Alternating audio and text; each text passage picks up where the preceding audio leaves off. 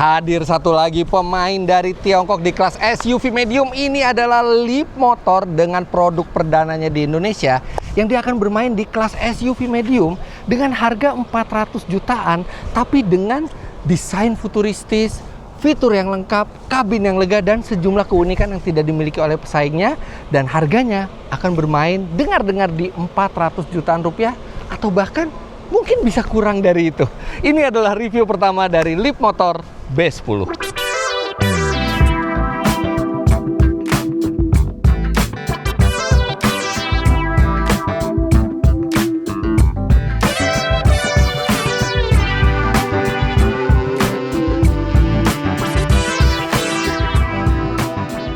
Nah, mungkin banyak dari kita yang baru mendengar tentang merek Leapmotor. Ya, kami tidak bisa menyalahkan karena memang Leapmotor di dunia ini umurnya baru seumur jagung. Walaupun sudah ada sejak 2015, tapi mereka baru menjual mobil di 2019. Artinya belum sampai 8 tahun mereka menjual mobil di dunia. Tapi di Cina, Leapmotor adalah salah satu yang paling cepat pertumbuhannya. Salah satu yang fastest growing. Yang salah satu juga yang tercepat mencapai penjualan 1 juta unit. Bahkan sekarang di Cina diklaim penjualannya itu sudah mencatatkan 5 besar terbanyak di Tiongkok. Dan itu bukan prestasi yang main-main, karena pasar Tiongkok adalah pasar yang sangat keras persaingannya walaupun sangat besar. Dan Leapmotor ini bisa masuk ke 5 besar di sana. Dan lebih menarik lagi, Leapmotor ini ternyata juga dimiliki oleh Stellantis. Stellantis adalah grup otomotif besar yang punya Jeep, memiliki Chrysler, Dodge, Fiat, Maserati, Lancia, dan Citroen juga, dan banyak merek lainnya. Nah, produk Stellantis yang paling ikonik yaitu Jeep, itu dijual oleh Indomobil di Indonesia. Makanya mobil ini juga dinaungi oleh Indomobil, dan pada saat mobil ini dijual ke konsumen kita, ini sudah dirakit di Indonesia di pabrik Indomobil. Dan karena ini adalah Indomobil Group, makanya untuk after sale service-nya juga langsung lumayan banyak.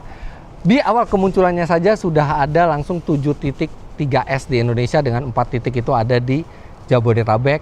Tapi untuk kedepannya 1-2 tahun ke depan mereka menargetkan bahkan sampai 50 titik sales and service yang bisa diakses oleh konsumen di Indonesia. Pada saat kami mereview mobil ini belum diperkenalkan secara resmi, harganya juga belum ada. Tapi yang jelas, menurut Leapmotor yang berada di bawah Indomobil Group, mobil ini akan berada di kelas yang sama dengan Geely EX5, BYD Atto 3, serta Ion V. Dan harga jualnya diperkirakan normalnya akan berada di rentang 450 sampai 490 juta rupiah. Namun mereka bilang harga belum fix dan masih ada kemungkinan untuk bisa lebih rendah lagi. Serendah apa kami belum tahu, tapi begitu harga mobil ini ada, kami akan sampaikan di kolom deskripsi atau di kolom komentar dan akan kami pin. Tapi sekilas, mobil ini memiliki desain yang futuristis. Mungkin salah satu yang paling futuristis di kelasnya. Anda bisa lihat ini di atas ini benar-benar pipih dari kiri sampai ke kanan, dan tentu saja ini bukan headlampnya. Headlampnya ada di bagian bawah. Grill terbuka sedikit di bawah untuk pendinginan baterainya. Dan secara overall, mobil ini kalau kita lihat bentuknya rapi dan proporsinya memang sebuah SUV. Serta dia memiliki bagian belakang yang tidak kalah modernnya. Ini ala seperti Porsche ya. Ininya apa? Bentuk lampunya dia smoke. Kemudian dia juga ada berlapis-lapis lampunya, dan di sini adalah mereknya Leapmotor dengan tipenya adalah B10. Nah, yang menarik dari mobil ini adalah dia berpenggerak belakang. Nanti kita akan ngomong lebih lanjut tentang tenaganya. Dan dia memiliki ban belakang serta ban depan yang belang. Di belakang lebarnya 235 mm, sedangkan di depan 225 mm. Karena ini adalah penggerak belakang, jadi ban belakang itu untuk traksi optimal. Sedangkan tidak perlu selebar belakang di depan untuk mengurangi hambatan, makanya digunakan ban yang lebih sempit, 225 mm. Mungkin ada yang bertanya, kenapa mobil ini tidak disandingkan dengan Jayco J5 Yes, Jeku J5 memang SUV juga, tapi secara dimensi memang agak berbeda karena J5 itu kalau nggak salah di 4,2 meter, sedangkan ini lebih panjang lagi 4,5 meter yang menempatkannya berada sedikit di atas Jeku, sekelas dengan EX5, BYD Atto 3 atau Ion V. Nah, satu yang menjadi keunggulan dari Leapmotor ini yang mereka sebut dalam rilisnya adalah C2C, Cell to Chassis. Jadi baterai sel baterai itu merupakan bagian terintegrasi juga dari sasisnya. Jadi sasis kemudian baru di atasnya itu baterai. Dan baterai itu memperkuat rigiditas dari sasisnya juga. Sehingga bisa didapatkan ukuran yang lebih compact untuk baterainya, membuat ruang penumpang itu lebih lega, sekaligus memproteksi baterainya. Karena di bagian paling bawah itu sasis, sehingga kalau kita mentok, itu tidak langsung kena baterai, tapi kena sasis mobilnya dulu. Nah, C2C ini memang bisa dilakukan karena Leapmotor membuat mobil ini dari awal sebagai mobil listrik dan bukan seperti mobil normal yang ditempeli baterai di atas ataupun di bawahnya biasanya, tapi ini sudah terintegrasi dengan sasis yang mereka bilang akan membuat center of gravity mobil ini tetap rendah, bodinya lebih rigid, serta itu berujung ke pengendalian yang cekatan. Nah, pengendalian juga berkaitan ke suspensi. Suspensi di depan mobil ini memakai McPherson Strut, sedangkan di belakangnya memakai sistem multilink, sehingga mestinya menghasilkan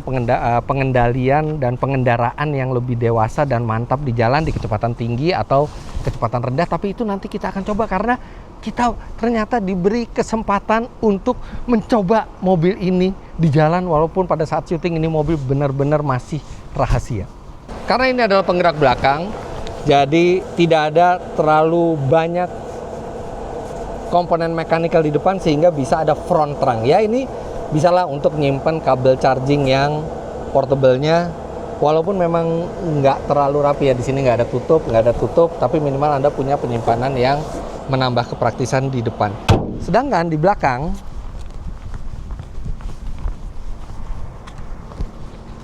untuk membukanya ini bukan di bagian sini, tapi di bagian sini.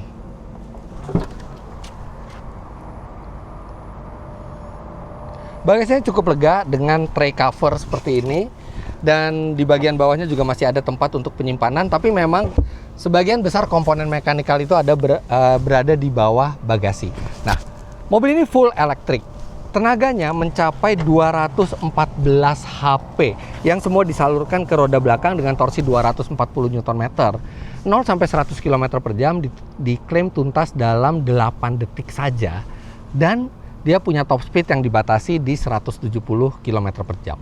Di sini adalah tempat untuk pengecasan mobil ini, dan dibandingkan rival-rival lainnya dia punya sedikit keunggulan dalam masalah pengecasan karena untuk pengecasan AC-nya dia bisa sampai 11 kW.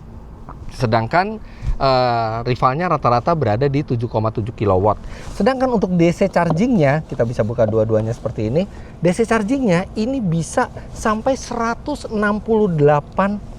kW, 168.000 watt, yang membuat mobil ini bisa di-charge dari 30-80% hanya 17 menit saja. Jadi dia di kelasnya termasuk yang paling bisa di-charge dengan daya yang paling tinggi.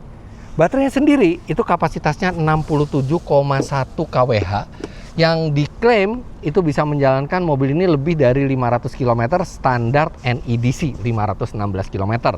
Tapi kalau standar WLTP itu di 480 km. Tapi kalau dari data Leapmotornya sendiri, mobil ini punya konsumsi listrik rata-rata di 7,1 km per kWh. Dan dengan baterai 67,1 kWh, jarak secara teoritis yang bisa ditempuh realnya itu di antara 470 sampai 480 km, yang mana itu cukup memadai untuk SUV di kelasnya. Ada satu lagi yang dibanggakan oleh Leapmotor di model B10 ini adalah hambatan anginnya. Jadi dengan bodi yang mengkurva, yang halus dari depan sampai belakang, coefficient of drag mobil ini adalah 0,265, yang diklaim oleh Leapmotor itu adalah yang terkecil di kelasnya, lebih kecil dibandingkan pesaing-pesaingnya, yang artinya dia punya kemampuan membelah angin lebih mulus sehingga menghasilkan hambatan yang lebih rendah dan ujung-ujungnya menghasilkan konsumsi listrik yang lebih hemat serta range yang lebih jauh dengan baterai yang ukurannya tidak terlalu besar. Nah, kita masuk ke bagian belakangnya. Wow, ini legroomnya lega sekali. Ini posisi duduk saya tingginya 177 cm. Ini legroom benar-benar berlimpah dan ada space di bawah tempat duduk depan untuk menjulurkan kaki sehingga enak sekali. Dan kalau kaki itu bisa menjulur, ini paha juga tersangga dengan baik karena kursi juga agak lumayan tinggi dan ini lantainya rata sekali. Menurut Leapmotor ini juga akibat dari penerapan cell to chassis tadi. Jadi ruang penumpang itu benar-benar bisa dioptimalkan. Kemudian headroom ini juga lega dan kita sudah mendapatkan panoramic roof dari depan sampai belakang yang menambah kesan lega, kesan terang dan kesan mahal dari mobil ini.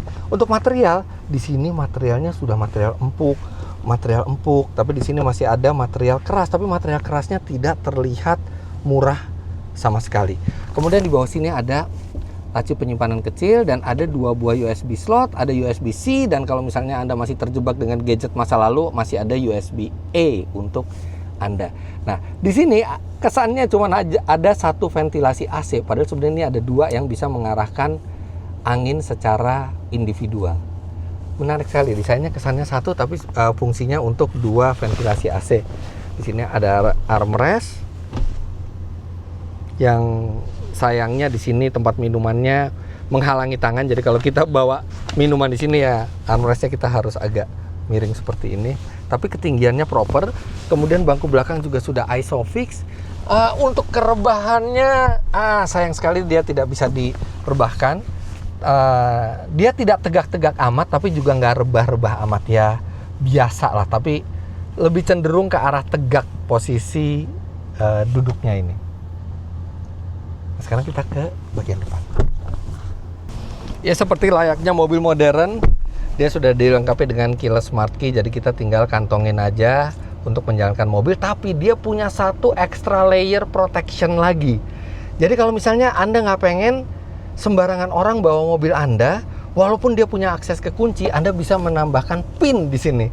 Jadi Anda bisa menambahkan PIN untuk boleh menjalankan mobil ini. Lihat ini, ada passwordnya. Ada passwordnya. Kalau password ini tidak bisa dimasukkan dengan benar, mobil tidak akan bisa masuk ke D atau R. Nah ini passwordnya 0000, tapi Anda bisa setel berapa aja untuk menghindari orang yang tidak Anda inginkan untuk mengendarai mobil ini.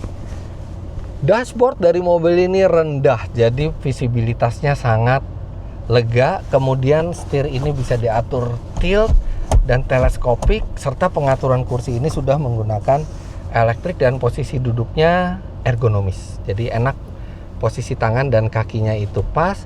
Nah, untuk entertainment system ini dibuat sendiri oleh tim Leapmotor. Jadi mereka tidak menggunakan vendor dan mereka menggunakan prosesor Qualcomm Snapdragon yang sangat cepat, jadi sehingga lag-nya itu sangat kecil. Jadi sangat responsif ya ini layarnya. Dan keuntungannya lagi dengan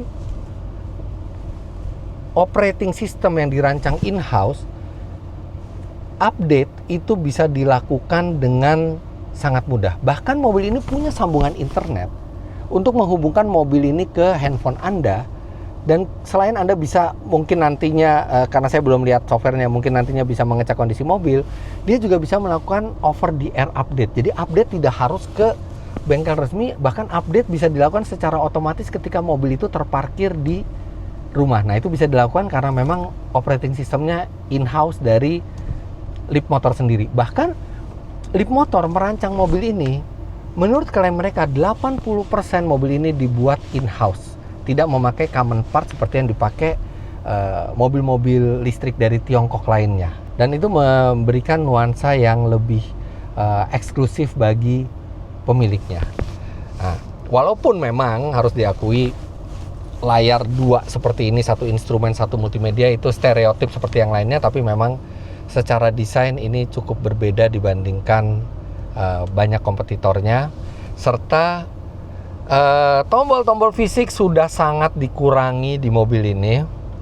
Jadi hanya ada beberapa tombol di setir, yang ini juga multifungsi, jadi tidak ada tandanya, dia hanya kursor saja ke atas ke bawah. Ini bisa buat macam-macam tergantung mode berkendaranya. Dan di sini ada power window, tapi yang lainnya sudah tidak ada. AC dari layar, pengaturan spion dari layar. Ya, itu kadang-kadang yang mungkin agak merepotkan ya. Sedangkan sekarang trennya sudah mulai kembali lagi ke physical button, tapi B10 ini masih sangat futuristis dengan tanpa tombol yang mungkin kelihatannya keren, tapi ya pasti agak sedikit merepotkan ketika dipakai. Nah, di sini ada driver monitoring system. Dia bisa memonitor kalau misalnya kita mengantuk atau kita lelah, dia bisa memonitor dari ekspresi wajah kita. Bahkan ini juga terintegrasi dengan sistem ADAS-nya. Sistem ADAS-nya lengkap, ada 16 fungsi minimal. Bahkan ada satu fungsi lagi, itu cruise control yang dikendalikan atau dipantau oleh satelit. Itu lagi dalam proses registrasi, tapi nanti katanya pada saat dijual itu sudah ada 17 fungsi ADAS, termasuk adaptive cruise control, lane keep assist untuk pengendaraan yang semi otonomous, kemudian ada rear cross traffic alert, blind spot monitoring, semua yang Anda tahu dari ADAS itu ada di mobil ini. Dan nah, tadi saya bilang bahwa mobil ini punya sistem internet untuk update, kemudian untuk menghubungkan ke gadget. Nah, bagaimana dengan kuota internetnya? Untuk 2 tahun pertama Anda tidak perlu pusing. Selama Anda melakukan perawatan di bengkel resmi Leapmotor, itu akan di top up secara gratis. Nah, setelah 2 tahun belum tahu seperti apa, tapi kalau Anda melakukan servis rutin di bengkel Leapmotor, maka penambahan kuota itu yang saya yakin juga tidak seberapa harganya, itu akan sudah dimasukkan ke paket perawatan. Jadi Anda nggak perlu pikirin top up sendiri. Tinggal servis mobil ini biasa, itu internetnya akan beres. Nah, ada satu hal yang agak menyita pandangan saya ketika pertama kali masuk ke mobil ini adalah boneka-boneka ini. Ini adalah mobil dari APM, jadi bukan mobil milik pribadi gitu yang dia suka boneka-boneka. Karena di sini Leapmotor ingin memperlihatkan satu keunikannya. Jadi dia ada ini. Nah, ada bolongan-bolongan seperti ini, ada 3. Nah, ini untuk meletakkan aksesoris. Aksesorisnya apa saja? Bisa kursi yang diisi boneka Labubu seperti ini. Ada juga meja untuk laptop gitu ya. Tapi disclaimer, airbagnya mobil ini ada di belakang sini. Jadi menambah risiko jika Anda meletakkan sesuatu barang di sini, karena bisa tertabrak airbag yang ujungnya mungkin bisa menabrak ke wajah Anda. Tapi ini akan sangat berguna misalnya Anda sering di mobil dan Anda ingin mengetik dengan laptop, Anda parkir, Anda masukkan tatakan laptop di sini dan Anda bisa menyetir dengan dingin, bisa mengetik dengan dingin karena AC bisa dinyalakan. Nah, dalam posisi berhenti seperti ini, mobil ini juga sebenarnya punya kemampuan V2L, vehicle to load. Tapi sayangnya pada saat Anda membeli mobil ini, Anda tidak mendapatkan konektor adaptor untuk V2L-nya, tapi Anda bisa membeli secara terpisah. Begitu juga dengan charger listriknya. Walaupun mobil ini bisa 11 kW, tapi Anda hanya mendapatkan yang 7,7 kW untuk charger di rumahnya, charger AC-nya. Kalau untuk yang 11 kW Anda harus beli sendiri, tapi minimal mobilnya sudah punya capability untuk itu. Ya, ini balik lagi ke aksesoris di dashboard ya, walaupun ini cute, sebaiknya Anda tidak memasang apapun ketika berkendara.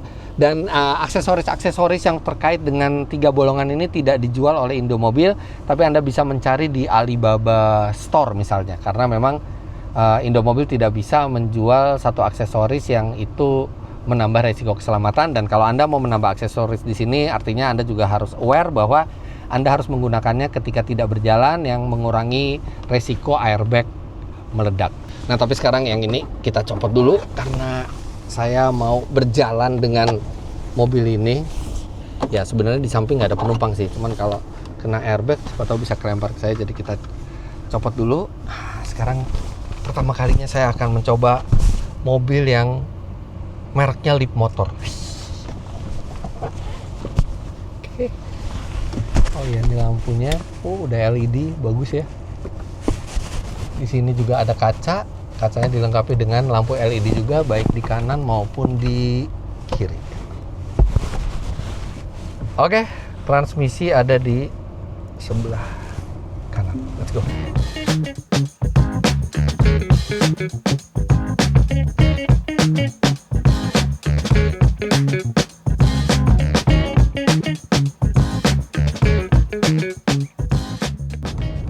Ini impresi pertamanya, mudah sekali dikendarainya ini mobil karena satu seperti yang tadi saya bilang, visibilitasnya luas, kemudian setirnya enteng sekali. Tapi nggak usah khawatir melayang gitu ya di jalan tol, karena setir ini ada 3 penyetelan, ada comfort, ada standar, ada sport, dan saya pasang di posisi comfort. Ini sih enteng sekali, Anda hanya dengan 1 jari juga bisa bermanuver dengan mudah. Ini enak sekali kalau misalnya lagi parkir atau meliuk di kepadatan lalu lintas. Nah, tapi ini mumpung sekarang kita ada jalan lurus, saya penasaran berapa 0 sampai 100 km per jamnya. Kita matiin AC dulu, karena kalau misalnya ini apa, klaimnya itu kan dia 0 sampai 100 km per jam dalam 8 detik. Nah, ini berapa ya? Sebenarnya AC nggak ngaruh sih kalau elektrik, karena dia nggak ngurangin tenaga di motor listriknya. Oke. Kemudian kita pakai sport mode. Mesin. Wih, ada suara mesinnya. Oke, sekarang kita akan coba. 3, 2, 1. Oh, gradual ya, dia nggak langsung yang kencang. Oh, cuma di atas 80 makin kencang lagi.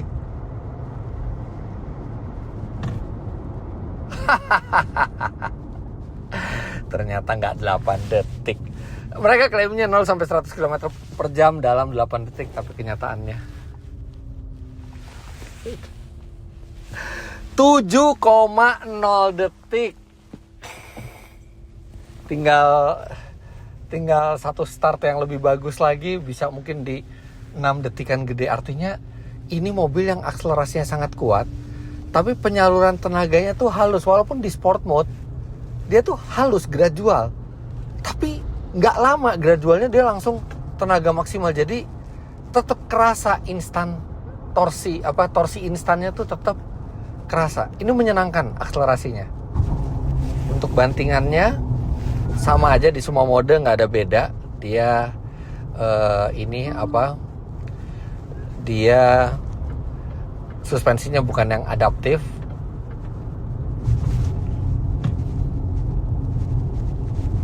Not bad. Memang kerasa ada sedikit kaku-kakunya, tapi masih terbilang nyaman. Baru kalau di jalan yang kasar sekali mungkin kerasa agak goyang mobilnya, tapi ini sih normal, nyaman. Nah, kalau di mode comfort itu lebih gradual lagi penyaluran tenaganya, dan membuat Anda tuh bisa agak kasar menginjek gas, tapi tetap akselerasinya tuh halus. Sangat terasa perbedaannya antara comfort, standar, dan sport. Sekarang kita coba handlingnya. Oh ya, ini bagus untuk sebuah SUV. Dia kelimbungannya minimal dan cukup terprediksi ya, karena dia center of gravity-nya rendah, serta sasisnya yang terintegrasi dengan baterai itu bikin terasa rigid gitu, terasa solid ketika menikung. Keheningannya juga sangat bagus di 70-80 km per jam tuh, kebisingan ban tuh nyaris nggak terdengar. Cuman masih ada sedikit desir angin di atas 80 km per jam, sedikit sekali masih ada desir angin, atau mungkin karena kabinnya terlalu senyap, jadi ada turbulensi angin di luar tuh kedengeran. Ini baru first impression ya, karena saya cuma punya waktu ini beberapa jam, jadi tidak sempat melakukan pengetesan yang komprehensif, tapi minimal impresi pertamanya. Oke, selain 3 mode berkendara, ada juga 3 mode berat setir tadi, dan ada 3 mode regenerative braking kekuatannya. Dan ada satu lagi, nah ini yang sudah banyak tidak ada di mobil-mobil Tiongkok sekarang, yaitu adalah one pedal mode. Jadi kita hanya perlu menginjak gas dan melepas gas untuk melajukan dan menghentikan mobil ini. Dan kalau di kebanyakan mobil sekarang, walaupun tulisannya one pedal mode, tapi dia nggak bisa sampai benar-benar berhenti. Kalau di Leapmotor B10 ini mobil benar-benar bisa sampai berhenti, dan itu enak sekali buat di dalam kota, kondisi stop and go. Anda bisa cuman mengatur laju dan stopnya mobil itu dari pedal gas aja, nggak perlu nginjek pedal rem sama sekali. Pedal rem hanya diinjek kalau misalnya kondisi yang lumayan darurat. Ini udah mode yang dulu tuh sempat ada di mobil listrik di awal-awal, ada di Nissan Leaf, ada di Hyundai Kona Electric. Tapi kemudian tuh susah gitu menemukan yang one pedal mode benar-benar sampai berhenti, sampai di Leapmotor ini ada lagi. Jadi modenya tuh banyak sekali. Mode regeneratifnya itu banyak, ditambah ada 3, ditambah satu lagi one pedal mode.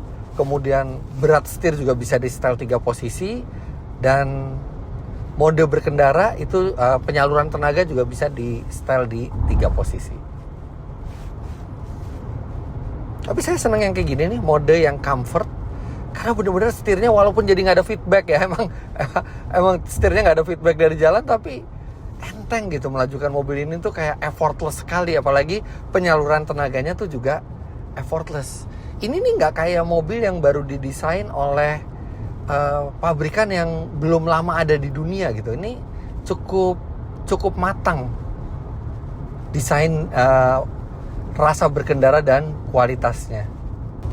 Ini mobil tes ini belum ada kaca filmnya sama sekali, tapi AC-nya memadai sekali dinginnya. Ini saya cuma pakai suhu 20 derajat dan anginnya cuma 1, tapi itu udah cukup. Angin 2 dan 3 ini udah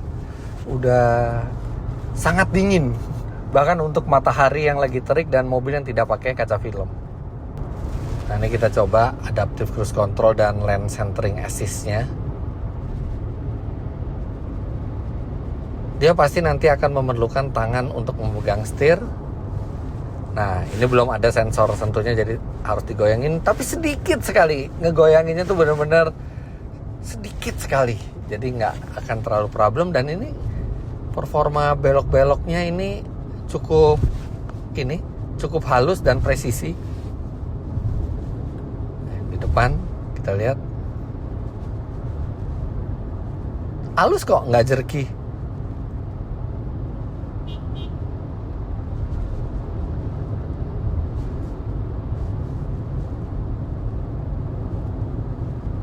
Ya, ini enak buat perjalanan panjang. Adaptive cruise controlnya cukup halus. Dan ketika ada mobil di depan juga dia cukup halus buat buat menjaga jaraknya. Oh, tapi kalau misalnya kita baru pindah jalur gitu, kadang-kadang dia juga di beberapa situasi bisa bereaksi agak berlebihan. Tapi kalau misalnya kita di satu jalur yang sama, tidak berpindah-pindah jalur, dia halus.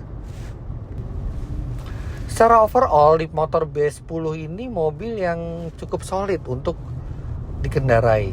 Ya, dia terasa seperti SUV, EV biasa, tapi dari keheningan kabinnya, pengendaliannya, bantingan suspensinya, ini terasa seperti mobil yang lebih mahal dibanding harganya. Kalau misalnya harganya memang 400 jutaan rupiah, atau bahkan mungkin kita doakan saja bisa 300 juta, gede gitu ya. Ini mobil yang kualitasnya solid. Merek baru tapi tidak terasa seperti merek baru. Ini terasa seperti merek yang sudah tahu bagaimana membuat mobil yang menyenangkan untuk dikendarai sehari-hari. Ya, tapi memang seperti yang saya sempat sebut tadi pada saat static review, agak merepotkan untuk mengatur beberapa hal yang krusial di mobil ini karena absennya tombol-tombol fisik. Mengatur spion misalnya, saya harus hafal dulu lokasinya di mana, karena ini tidak bisa diakses secara fisik. Ya, sekarang itu trennya sudah mulai kembali ke tombol-tombol fisik, tapi mobil ini masih sangat minimalis ya. Sisi positifnya terlihat lebih rapi kabinnya, lebih futuristis, tapi iya lumayan merepotkan kalau Anda belum tahu di mana mesti mencari hal yang Anda inginkan itu di layar. Tapi mobil ini itu proper untuk dikendarai. Rasa berkendaranya solid, performanya kuat, range-nya juga cukup jauh dengan baterai yang tidak terlalu besar. Kemudian kabinnya relatif hening, ya di luar ada sedikit suara angin ya. Moga-moga suara angin ini hanya di mobil yang pre-production ya, karena di production mungkin nanti akan lebih ketat lagi quality controlnya. Kemudian rasa mengendarai mobil ini juga natural, sistem ADAS-nya lengkap. Bahkan yang menyenangkan buat di perkotaan adalah one pedal mode itu yang benar-benar bisa sampai berhenti di mobil ini. Impresi pertama, nice. Kita tinggal tunggu saja berapa harganya. Tapi kalau bisa di harga di 400 kecil atau bahkan 300 gede, ini mobil value for money-nya sangat baik. Apalagi bangku belakangnya juga lega dan fiturnya lengkap.